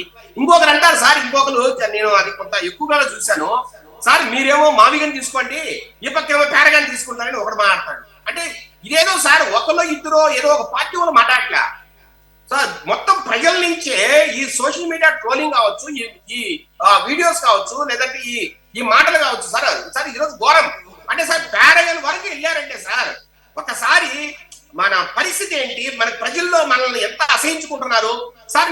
సార్ ఇప్పుడు చాలా మంది సార్ ఆయన మానసిక ఆరోగ్య పరిస్థితి సమతుల్యంగా ఉందా, ఏంటి పరిస్థితి, ఎక్కడైనా ప్రాబ్లం ఉందా, ఎందుకైనా అలా మాట్లాడు సార్. నేను అనుకుంటున్నా సార్ కేవలం ఒక పబ్లిసిటీ స్టంట్ సార్ ఇదంతా కూడా. ఆయనకు సార్ ఈ రోజు అమరావతి విషయంలో బాగా దెబ్బతిన్నాడు, ప్రజలకు దూరం అయ్యాడు. కృష్ణా జిల్లా, గుంటూరు జిల్లా ఆ పక్క ప్రాంతంలో ఈయన అడుగు పెట్టే పరిస్థితి లేదు. తాడేపల్లి కూడా ఈ రోజు ఆయన రాణిస్తారని అనుకోవట ప్రజలు, వాళ్ళు తిరగబడి కొట్టే పరిస్థితి. రెండోసారి ఇది అమరావతి అనేది ఒక కొన్ని జిల్లాలకు సంబంధించిన విషయం కాదు సార్. ఈ రోజు హైదరాబాద్ లో జరిగిన అభివృద్ధి వల్ల ఈ రోజు తెలంగాణగా బాగుపడుతోంది.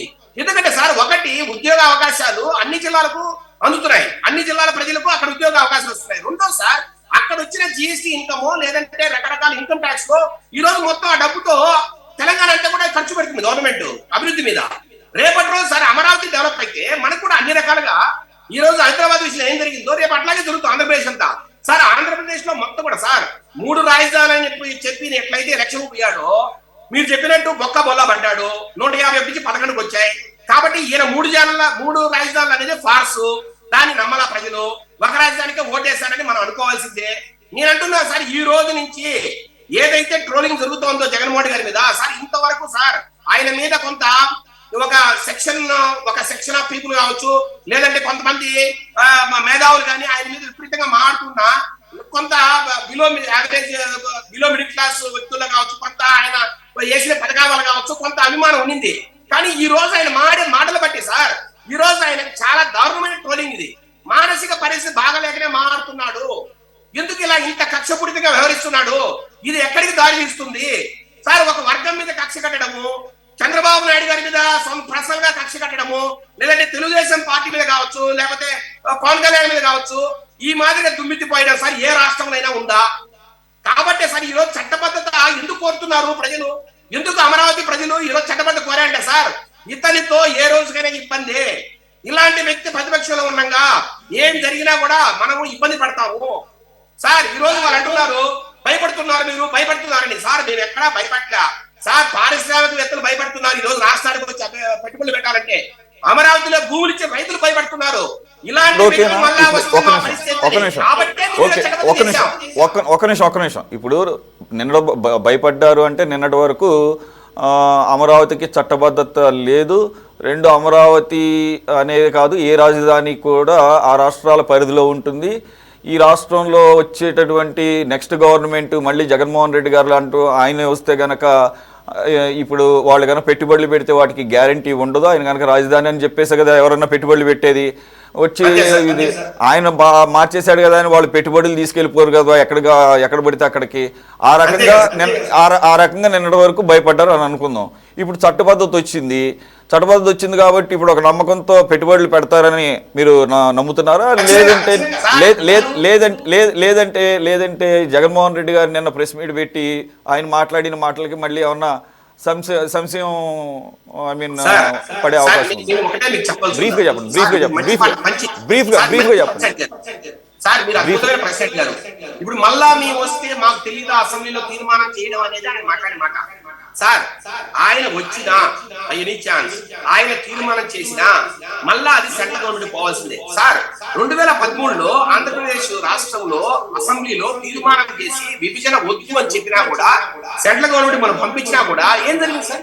విభజన చేశారు, పార్లమెంట్ పెట్టి విభజన చేశారు. ఎందుకంటే సార్ ఆర్టికల్ 3 and 4 ప్రకారం పార్లమెంట్ కు విచక్షణ అధికారాలు ఉన్నాయి రాష్ట్రం మీద. రాష్ట్రాలను డివైడ్ చేయొచ్చు, రాష్ట్రంలోని ఏదైనా ఒక ప్రాంతానికి కూడా క్యాపిటల్ వాళ్ళు కూడా చెప్పచ్చు సార్. ఆయన అంటున్నాడు రాష్ట్రానికి క్యాపిటల్స్ అవసరం లేదు, ఎక్కడ రాజ్యాంగంలో చెప్పలేదు సార్. అన్ని రాజ్యాంగంలో పొందుపడతాండి అవుతాయా సార్? నేను అంటున్నా ఒక సంప్రదాయం సార్. ఒక రాష్ట్రము ఏదైనా కొత్త రాష్ట్రం ఏర్పడినప్పుడు ఒక నిమిషం, నేను ఇక మళ్ళీ సెకండ్ టాపిక్ ఏం వెళ్ళడం లేదు, దీంతోనే మనం క్లోజ్ చేద్దాము. ఒక్కొక్కసారి మళ్ళీ అందరి అభిప్రాయాలు చాలా బ్రీఫ్గా తీసుకున్న తర్వాత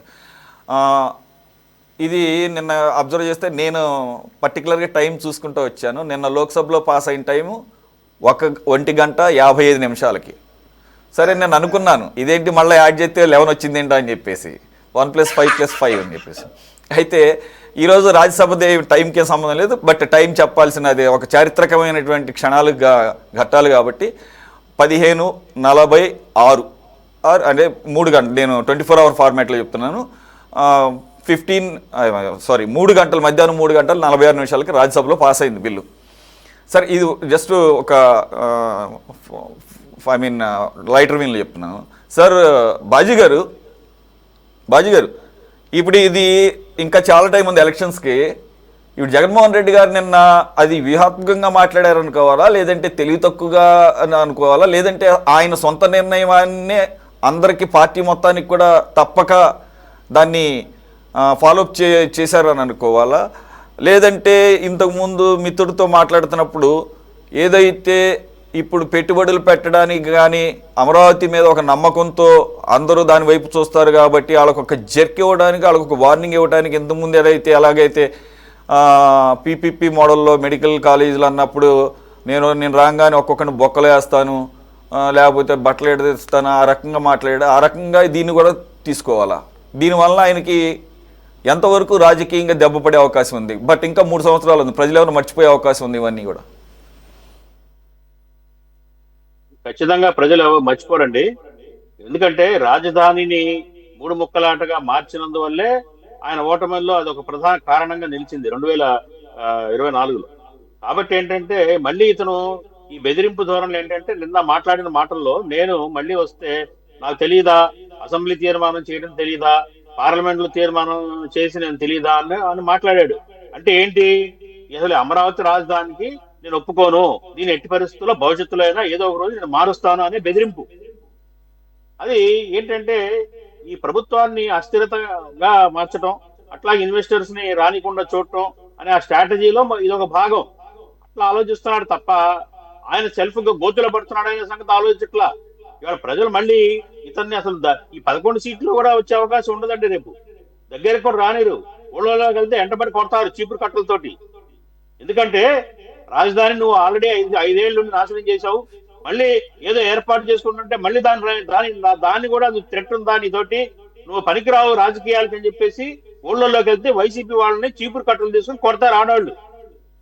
ఇది గ్రహించాలి వాళ్ళు.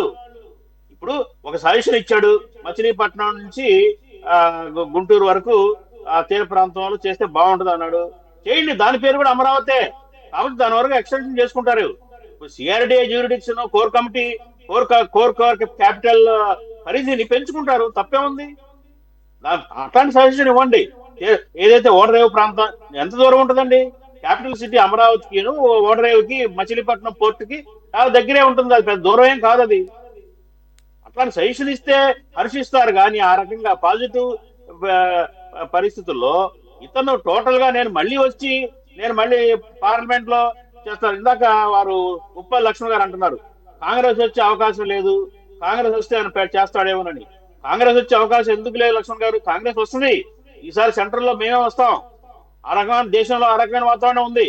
మేము కాంగ్రెస్ పార్టీ దేశంలో వచ్చినా జగన్మోహన్ రెడ్డి గారిని పొరపాటున కూడా ఎంటర్టైన్ చెయ్యం. వన్స్ ఇప్పుడు క్యాపిటల్ సిటీకి కాంగ్రెస్ పార్టీ పూర్తిగా 1 సెకండ్ కూడా ఆలోచించకుండా మద్దతు ఇచ్చింది తీర్మానానికి, చట్టపద్ధతికి. రేపు భవిష్యత్తులో కాంగ్రెస్ పార్టీ కేంద్రంలో అధికారంలోకి వచ్చి ఒకవేళ పొరపాటున జగన్మోహన్ రెడ్డి ఆంధ్రప్రదేశ్ లో అధికారంలోకి వచ్చి మళ్ళీ ఆయనకి ఎక్కువ మంది మెంబర్ ఆఫ్ పార్లమెంట్ ఉండి ఆ ఢిల్లీ వచ్చి మళ్ళీ దీన్ని మార్చాలని అన్నా కానీ గెంటేస్తాం కానీ పొరపాటున కూడా ఎంటర్టైన్ చేయదు కాంగ్రెస్ పార్టీ కూటమి కానీ చెప్తున్నానండి. కాబట్టి ఏంటంటే ఇతను బెదిరింపు ధోరణి, ఇన్వెస్టర్స్ రానికుండా చేయటం, నా ద్వారా థ్రెట్ ఉంది రాష్ట్రానికి అని హెచ్చరిక, అది అంతే తప్పించి అది ఒక అహంభావం, ఆయనకు అహంభావం. ఏదైతే మరి పర్సనల్ గ్రెడ్జెస్ తో మాట్లాడుతున్నాడు కానీ పొలిటికల్ ఫిలాసఫీ తోటి, పొలిటికల్ స్ట్రాటజీ తోటి మాట్లాడుతున్నా జగన్మోహన్ రెడ్డి గారు. నిజంగా పొలిటికల్ స్ట్రాటజీతో మాట్లాడినట్టు వీళ్ళు ఎనాలిసిస్ చేసుకోవాలి. మనం ఎందుకు ఓడిపోయాము, రాజధాని మనం చేసిన దాని వల్ల ఆ ప్రభావం ఎంత ఉంది ఓటమిలో అనేది అనాలిసిస్ చేసుకోవాలి వీళ్ళు. మళ్ళీ తిరిగి అదే దారిని ఘాటుని వెళ్తున్నారు. ప్రజలు ఏమైనా పిచ్చోళ్ళ? ఇవాళ మీరు ఊళ్ళలోకి వెళ్ళి ఎక్కడైనా కానీ మన రిపోర్టర్స్ అడగండి, జగన్మోహన్ రెడ్డి గారి వ్యాఖ్యానాల పట్ల ఆగ్రహంతో ఉన్నారు జనం. ఈడెవడరా పిచ్చోడు ఇట్లా మాట్లాడుతున్నాడు అని తప్పించి ఇవాళకి కూడా ఆయన రాజధాని విషయంలో సెల్ఫ్ గోల్ వేసుకుంటున్నాడు, రియలైజ్ అవ్వటం లేదు. ఆయన రాజధాని పట్ల పాజిటివ్ గా రావటం లేదు. అతని ఉద్దేశం ఏంటి? రాష్ట్రానికి రాజధాని అక్కర్లేదనా? ఏం ఆశిస్తున్నాడు అతను? రాజధాని లేకుండానే నడిపాడు ప్రభుత్వాన్ని 5 ఏళ్ళు. ఇక రాబోయే కాలంలో రాజధాని వద్దనే అతని ఉద్దేశం. ఏ ఉద్దేశంతో అతను మాట్లాడుతున్నాడో నాకైతే అర్థం కావట్లేదు. ఇప్పుడు ఇవాళ అతను ఏమన్నా చిన్న చిత్తగా వ్యక్తి కాదు, ముఖ్యమంత్రి చేసిన వ్యక్తి. పార్లమెంట్ దాకా వెళ్ళిన తర్వాత అది ఏ స్థాయికి వెళ్తుంది, దాని ఫైనల్ అవుట్కమ్ ఏదంటే ఆ మాత్రం తెలుసుకోలేడా? అలాగే మళ్ళీ భవిష్యత్తులో 5 ఏళ్ల తర్వాత 10 ఏళ్ల తర్వాత పార్లమెంట్ లో మళ్ళీ ఇదే పద్ధతుల్లో చట్ట సవరణ జరిగే అవకాశాలు ఏమైనా ఉన్నాయండి? అద్భుతాలు జరుగుతాయా? అద్భుతాలు అల్లావుద్దీన్ అద్భుత దీపం ఏదైనా ఉంటే తప్ప ఇతను ఆశ కలలు కంటే అతను ఆ రకంగా ఎట్టి పరిస్థితుల్లో జరగదు. అమరావతి అన్నది శాశ్వత రాజధానిగా స్థిరపడుతుంది.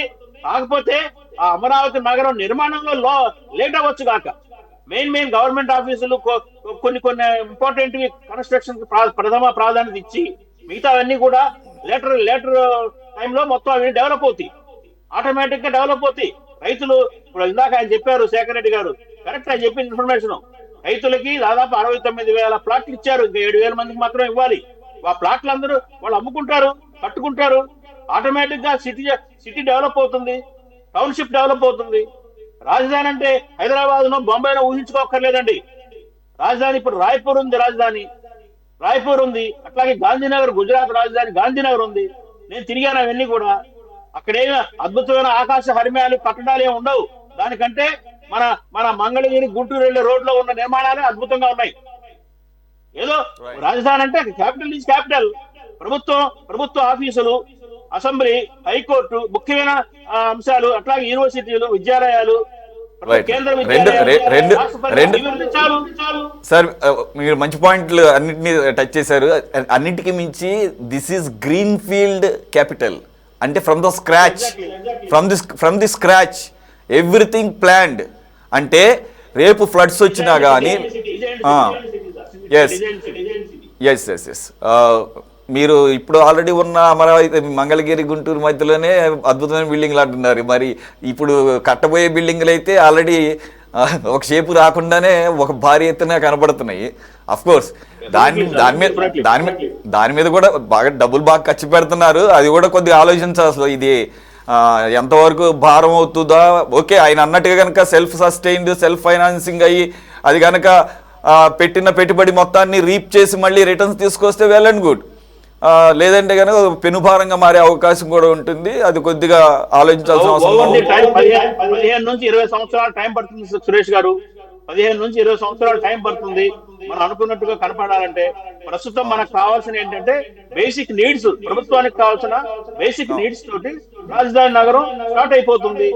స్టేడియాలు, ఎయిర్పోర్ట్లు, రైల్వే స్టేషన్లు, అట్లా పబ్లిక్ ప్లేసెస్, పబ్లిక్ సెక్టర్ లో ఉన్న నిర్మాణాలు అవి జరిగితే చాలు. ప్రైవేట్ సెక్టర్ అవును, ఆల్రెడీ ఒకటి ఏదో విన్నాను నేను. ఆల్రెడీ ఒక స్టార్ హోటల్ ఆల్రెడీ ప్లాన్ చేస్తున్నారు, వాళ్ళు అనౌన్స్ చేశారు అక్కడ. సార్ లక్ష్మణ్ గారు, పొలిటికల్గా వైసీపీకి సంబంధించి పర్టికులర్గా విజయవాడ, గుంటూరు నిన్న కానీ ఈ రోజు కానీ నేనైతే పెద్దగా ఎక్కడ చూడలేదు, ఎవరు వచ్చినట్లేరు వైసీపీకి సంబంధించిన నాయకులు. ఈ పార్టీకల్లా దాంట్లో ఏమాత్రం కనుక మ్యాటర్ ఉన్నా కానీ ఈ విషయంలో వాళ్ళు తీసుకున్న స్టాండ్లో పొరపాటు ఏమి లేకపోయినా పాజిటివ్గా ఉన్నారని కాన్ఫిడెన్స్ కనుక ఉంటే ఈ కృష్ణా గుంటూరు, ఉమ్మడి గుంటూరు జిల్లాలకు సంబంధించిన వైసీపీ నాయకులు ఈ పార్టీకి బయటకు వచ్చేవాళ్ళు. కానీ ఎవరు వచ్చేటట్టు కనపట్లేదు. అసలు వస్తారా, వచ్చి వీళ్ళు ఏ రకంగా డిఫెండ్ చేసుకుంటారు, how there political future is going to be, వాళ్ళ సంగతి ఏమీ ఆలోచించలేదా జగన్మోహన్ రెడ్డి గారు? లేకపోతే వాళ్ళేమి ఆయనకి ఆ కన్సర్న్ ఏదైతే వారికి ఉన్నటువంటి ఇబ్బంది అయ్యే కార్యక్రమాలు ఏమి చెప్పుండకపోవచ్చు అంటారా? అసలు ఆ యాంగిల్లో ఏమి ఆలోచించకపోయి ఉండొచ్చు అంటారా? ఏమీ ఆలోచించడం లేదు. తను ఎన్ని ఇచ్చినా కూడా సొంత నిర్ణయాలు ఎక్కువ తీసుకో. ఆ సొంత నిర్ణయాలు తీసుకున్నప్పుడు కాకపోతే ఏంటంటే ఒక మొండి పట్టుదల, ఏదైనా నిర్ణయం తీసుకున్నప్పుడు మంచి కానీ చెడు కానీ నేను భరించాలి అనేది అనుకుంటాను. అది ఓకే సార్, నేను మళ్ళీ సేమ్ అదే అడిగినట్టున్నాను, మీరు ఆల్రెడీ చెప్పారు. నేనేమంటానంటే ఇప్పుడు వాళ్ళ యొక్క తక్షణ కర్తవ్యం ఏంటి, వాళ్ళ రాజకీయ భవిష్యత్తు ఎలా ఉండే అవకాశం ఉంది మీకున్నటువంటి ఎక్స్పీరియన్స్తో? వాళ్ళు ఇప్పుడు లైన్ ఏం తీసుకుంటారంటే అవినీతి మీద తీసుకుంటారు. ఓకే ఓకే, అవినీతి అక్రమాలు జరుగుతుంది దానిలోనే తీసుకుంటారు. ఆయన ఇంటి ఇచ్చాడు కదా, తీసుకుంటారు. అయితే నేనేం చెప్తున్నా అంటే అది తీసుకొని వాటిని బయట పెట్టండి. ఇప్పుడు మా మిత్రుడు ఏమంటున్నాడు, తర్వాత చూద్దామంటున్నాడు. జగన్మోహన్ రెడ్డి ఏమంటాడు, నేను వచ్చినా చూస్తా అంటాడు. ఒకవేళ మీరు రాలేదు అనుకోండి అంటే ఈ 3 సంవత్సరాలు బాగా అందరు తినేసి కూర్చుంటారు. మళ్ళీ మీరు రాకపోతే, మీరు వస్తే ఓకే ఏదో ఎంక్వైరీ లేస్తారు పట్టుకుంటామంటారు. మీరే రాకపోతే అంటే తినని వీళ్ళు మరి ఎట్లా దానికి లాజిక్ చెప్పాలి కదా. ఇప్పుడు మీరు బయట పెట్టాలి, అక్రమాలు జరుగుతుంటే బయట పెట్టాలి, ఏమి వదిలక్కర్లేదు. ఎందుకు మీరు మేము వచ్చినా చూసుకుంటామంటే ఏంటి అంటే మీరు కాంట్రాక్టర్ల పట్ల ఉదారంగా ఉన్నారని దాని ఆ కాంట్రాక్టర్లంతా మీకు కూడా మంచి రిలేషన్ ఉండే వాళ్ళే కదా. ఒక కాంట్రాక్టర్ బయట పెట్టాడు నిజంగా ఎంత పర్సెంటేజ్ ఇచ్చాడని. ఒక కాంట్రాక్టర్ తో సిబిఐకి అప్పగిస్తే అయిపోయా, ఒక కాంట్రాక్ట్ అప్పగిస్తే అయిపోయా, వాడు చెప్పే వాడి వాయిస్ రికార్డ్ చేస్తే అయిపోయా. చిన్న విషయం ఏంటంటే 6 కోట్లు కథ వేలు రావాలా వాటికి. Right, okay sir, okay. Moinuddin గారు, మీతో కంక్లూడ్ చేస్తాను.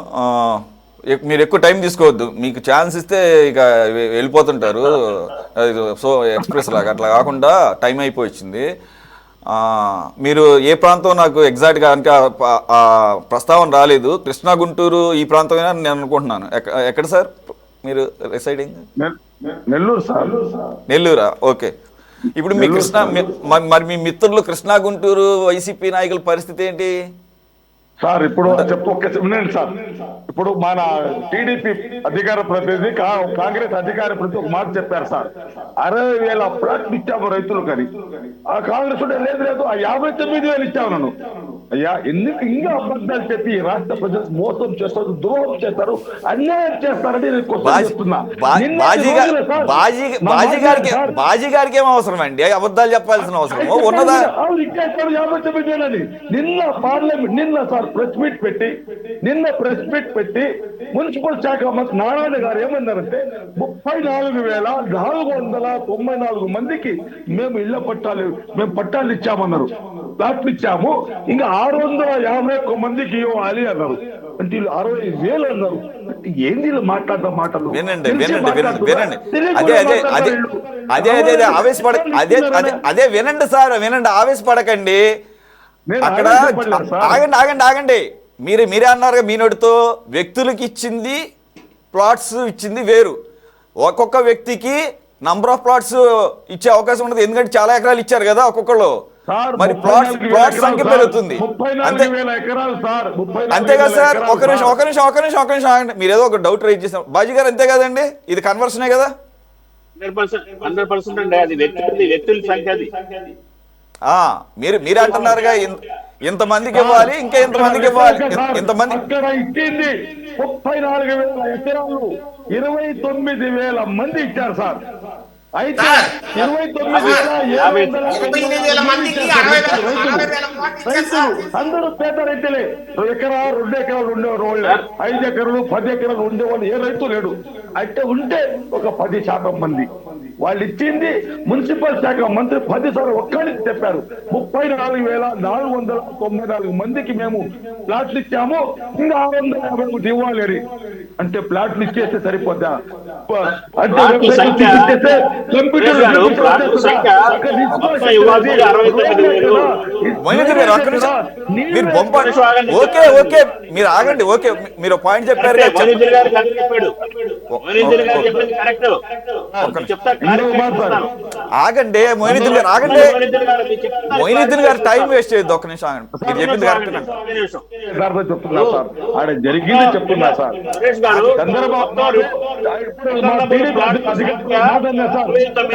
తీసుకుంటామని ప్లాట్ల సంఖ్య 69,000, రైతుల సంఖ్య 29,233 మంది. వీటి గాను 59,000 ప్లాట్లు రిజిస్టర్ చేశారు. ఇంకా 7,000 పైచిలుకు ప్లాట్లు ఇవ్వాలి. ఇది డాటా, సిఆర్డీఏ డాటా చెప్తున్నాను నేను.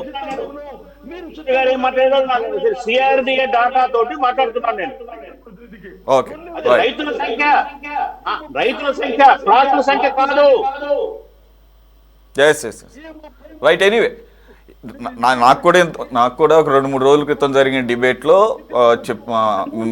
ఈ ప్రెస్ మీరు ఆగండి సార్, మీరు ఇలా హైజాక్ చేస్తారండి. ఒక నిమిషం టైం లేదని చెప్పిన తర్వాత బొంబాటు చేయకండి. ఆగండి ఒక నిమిషం ఆగండి. స్వామి ఒక నిమిషం ఆగండి. సంవత్సరం క్రితం అయితే కనుక ప్రాబ్లమ్స్ ఉన్నాయి, ఎక్కువ సంఖ్యలోనే ప్రాబ్లమ్స్ ఉన్నాయి. రైతులకి ప్లాట్స్ కేటాయింపులు ఇది.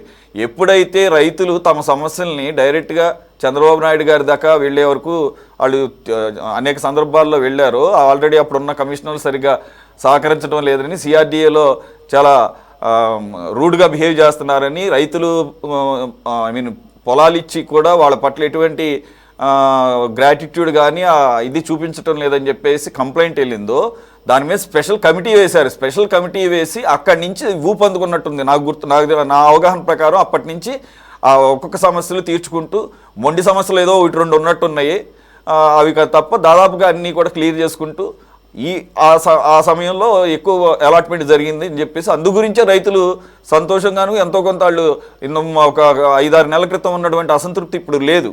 మోస్ట్లీ అన్ని ఎలకేషన్ జరుగుతుంది. రెండేంటంటే ప్లాట్స్ ఇస్తేనే సరిపోదు కదా, మీరు అన్నట్టు మొయినుద్దీన్ గారు అన్నట్టు అది డెవలప్ చేయాలి. ఇప్పుడు ఆ డెవలపింగ్ పనులు కూడా బాగానే జరుగుతున్నాయి అంటున్నారు. రోడ్లు, డ్రైనేజ్ పనులు జరుగుతున్నాయి. ఒకసారి అవి కానీ కంప్లీట్ అయిపోయింది అనుకోండి, వాళ్ళ ప్లాట్లు వాళ్ళు చూసుకుంటారు. బాజీ గారు చెప్పినట్టు ఇల్లు కట్టడం స్టార్ట్ చేస్తారు, లేదంటే అమ్ముకునే వాళ్ళు అమ్ముకుంటుంటారు.